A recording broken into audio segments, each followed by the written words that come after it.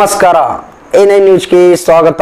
ನಾನು ಅಮೀನ್ ಶೇಖ್. ಇವಾಗೆ ಬಂದದ ಒಂದು ಬ್ರೇಕಿಂಗ್ ನ್ಯೂಸ್. ಮರೆತು ಹೋದ ಬ್ಯಾಗ್ ಅನ್ನ ವಾಪಸ್ ಪಡೆದ ಮಹಿಳೆ.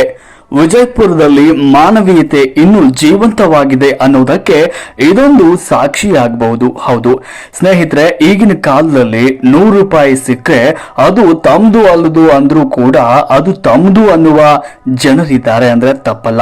ಆದ್ರೆ ಇಂತಹ ಕಾಲದಲ್ಲೂ ಕೂಡ ಯಾರೋ ಮರೆತು ಹೋದ ಲಕ್ಷಾಂತರ ಬೆಲೆ ಬಾಳುವ ಬಂಗಾರದ ಆಭರಣಗಳನ್ನ ವಾಪಸ್ ಮಾಡಿದ್ದಾರೆ ಅಂದ್ರೆ ನೀವು ನಂಬಲೇಬೇಕು.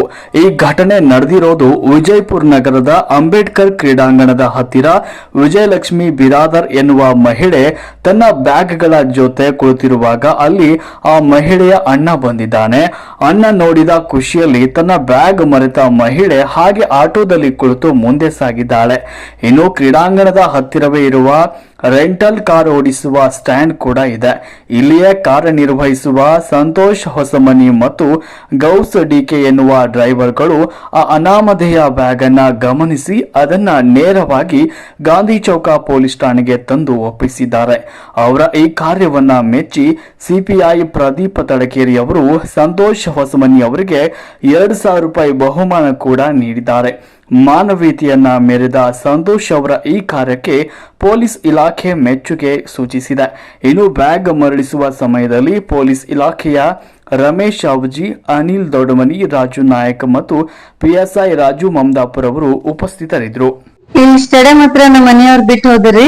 ನಾ ಮಕ್ಕಳಿಗೆ ಕರ್ಕೊಂಡ್ ಹಂಗೆ ಬ್ಯಾಗ್ ನನ್ ಬ್ರದರ್ ಬಂದ್ ಆಟೋದಾಗ ಕರ್ಕೊಂಡ್ ಹೋದ್ರಿ. ಬ್ಯಾಗ್ ಅಲ್ಲೇ ಮರ್ತು ಬಂದ.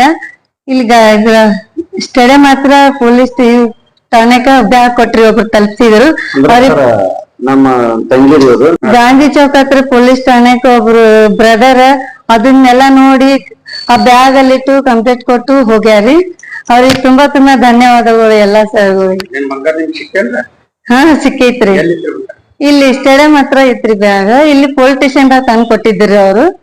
ಈಗ ಸಿಕ್ಕೈತ್ರಿ. ಅವ್ರಿಗೆಲ್ಲ ಧನ್ಯವಾದಗಳು ಹೇಳ್ತೀನಿ ಸರ್ಗಳಿಗೆ, ಪೊಲೀಸ್ ಸ್ಟೇಷನ್ದವ್ರಿಗೆ, ಕೊಟ್ಟವ್ರಿಗೆ ಎಲ್ಲಾ ಬ್ರದರ್ಗಳಿಗೆ. ವಿಜಯಲಕ್ಷ್ಮಿ ಬಿರಾದರ್ ಇವರು ನಮ್ಮ ತಂಗಿಯರಿ. ಇವರು ನಮ್ಮ ಅಮ್ಮಾರ್ ಊರಿನ ಬಿಟ್ಟು ಹೋದ್ರೆ ನಾನು ಆಟೋ ಚಲಿಸ್ತೇನ್ರಿ. ಆಟೋ ಬಿಟ್ಟುಗಳೇ ಹಂಗೆ ಅವ್ರು ಬರೋಣ ಅಂದು ಒಂದು ಸಾಣ ಬರೀ ಕ್ಯಾರಿಯರ್ ಹಿಡ್ದಾವ. ಇದೇ ಬ್ಯಾಗ್ ಐತೆ ನಾನು ಅರ್ಜೆಂಟ್ಲಿ ಕರ್ಕೊಂಡು ಹೋಗ್ಬಿಟ್ಟಿನಿ. ಇವ್ರಿಗೆ ಆರಾಮಿಲ್ಲ, ಅದು ಬ್ಯಾಗ್ ತಂದಳೋ ಬಿಟ್ಟೋಳು ಇವ್ರಿಗೆ ಗೊತ್ತಿಲ್ಲ. ಬೆಳಿಗ್ಗೆ ನಮ್ಮ ಮಮ್ಮಿ ಎಲ್ಲಾ ನಿಮ್ಮ ಬ್ಯಾಗ್ ಕರೆಕ್ಟ್ ಇಟ್ಕೋರವ ಮನ್ಯಾಗ, ಇವತ್ತು ನನ್ನ ಮನ್ಯಾಗೂ ಫಂಕ್ಷನ್ ಐತಿ ಇವತ್ತು, ಅದ್ರ ಸಂಬಂಧ ಆಕಿ ನನ್ನ ಊರಿಗೆ ಬಂದಾಡ್ರಿ. ಆ ಬ್ಯಾಗ್ ತಿಂದ ಅಕ್ಕಿ ಗೊತ್ತಿಲ್ಲ, ನೀನು ಏನ್ ತಂದಿತ್ ನಾನು ಕೇಳಿಲ್ಲ ಅಕ್ಕಿಗೆ. ಕೇಳ ನಮ್ಮ ಬೆಳಗ್ಗೆ ನೆಸಗ್ನಾಗ ಎದ್ದು ನಿಮ್ಮ ಬ್ಯಾಗ್ ಅವ ನನ್ ಬ್ಯಾಗೇ ತಂದಿಲ್ವ ಅಲ್ಲೇ ಇಟ್ಕೊಂಡಿನಿ, ಎಲ್ಲಿ ಅವನ ಸ್ಟೇಡಿಯಂ ಹತ್ರ ಬಿಟ್ಟವನು. ಅವ ಇಮಿಡಿಯೇಟ್ಲಿ ನಾನು ನಸಗ್ನಾಗ 4:30-5 ಗಂಟೆಗೆ ಬಂದ ಕಡೆ ಅಲ್ಲಿ ಯಾರು ಇದ್ದಿದ್ದಿಲ್ರಿ. ಅವ್ರ ಮುನ್ಸಿಪಾಲಿಟಿ ಕಸ ಹೊಡ್ಯಾನ ಅಲ್ಲಿ, ನಮಗಂತೂ ಗೊತ್ತಿಲ್ರಿ, ನಾವು ಈ ಬಂದು ಕಸ ಹೊಡ್ಯಾತಂದ್ರೆ ನಾನು ಮಾಡಿಲ್ಲ. ಆಮೇಲೆ ಒಬ್ರು ಡ್ರೈವರ್ಸ್ಗಳು ಬಂದ್ಗಳೇ ನಮಗ್ ಗೊತ್ತಿಲ್ಲ ಅಲ್ಲಕತ್ರಿ. ಆಮೇಲೆ ನಾನು ಡ್ರೈವರ್, ನಾನು ಕಾರ್ ಡ್ರೈವರ್, ನಮ್ಮ ಅಣ್ಣನ ಕಾರ್ ಡ್ರೈವರ್ ಮಾಡ್ತಾನ. ಅವ ಬರೋಣ ಇಲ್ಲ ಒಬ್ರು ಸಿಕ್ಕ್ಯಾದ ಅಲ್ತಾಪನವ್ರಿ, ಅವ್ರು ಇಲ್ರಿ, ಅವ್ರು ಎಲ್ಲೇ ಊರಿಗೆ ಹೋಗ್ಯಾರತ್ರಿ. ಅವ್ರ ಫ್ರೆಂಡ್ ಇಬ್ರು ಕೂಡ ಇದು ಮಾಡ್ಯಾರಿ. ಅವ್ರು 7 ಗಂಟೆ ತನಕ ನೋಡ್ಯಾರಿ. ಬಟ್ ನಮಗ್ ಗೊತ್ತಾಗಿದ್ದು ಬೆಳಿಗ್ಗೆ ರೀ. ಸಿಕ್ಕ್ಯಾದ ಕಳೆದ ಬಂದಿ ಅವ ಬಂದಿದ್ದು.